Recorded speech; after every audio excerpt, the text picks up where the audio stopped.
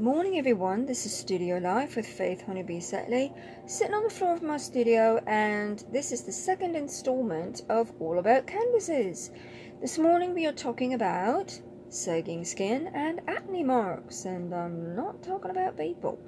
So let's get right to it because we've got a lot of ground to cover. And I've brought back the star of my last video, got the wobbles.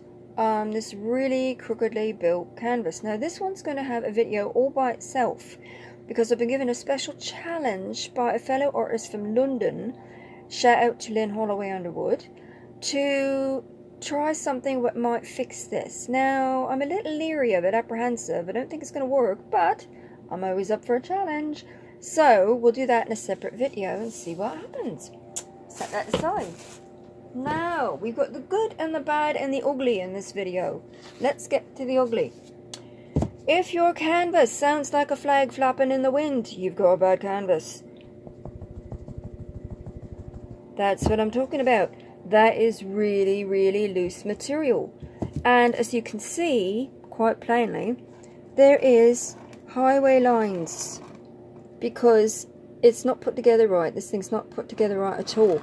The canvas is too loose. The board in the back is not, whoops, sorry about that, not got enough distance. A properly built canvas, when the skin is tight, should have a nice space between the board and the skin. And this one, if you try and tighten it up, you're going to get highway lines down the front of your painting once you start painting. Client not be happy, you not be happy. Nobody's happy. So, this one came in a 2-pack. Set that aside. This was its sister, and I tried to fix that using my preferred method, which I'll show you in a moment. And as you can see, it tightened it up somewhat, but it's still got the highway lines. So do I want to paint on this? No! And we're going to set that aside. So, what is a good built canvas? We've got one right here. It's got brace. It's got brace. You can just barely see the board. That's fabulous.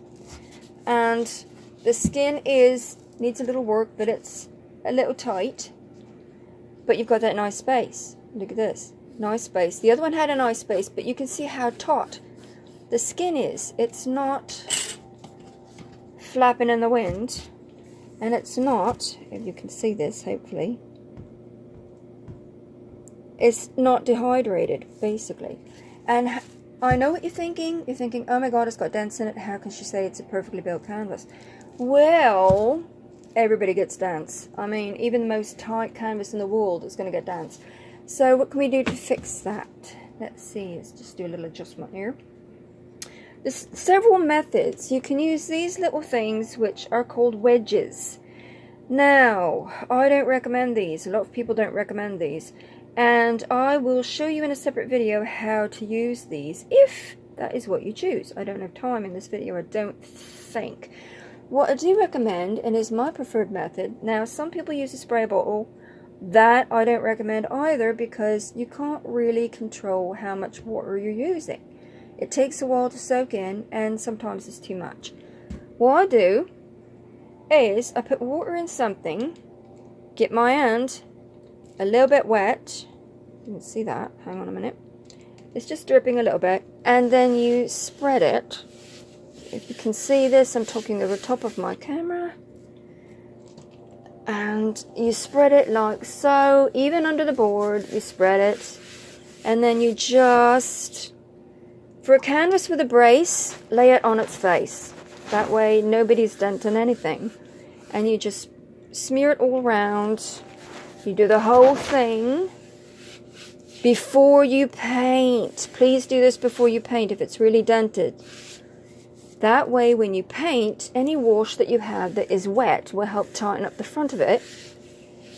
And if needs be, you can do it again, just very lightly on the back after you're finished.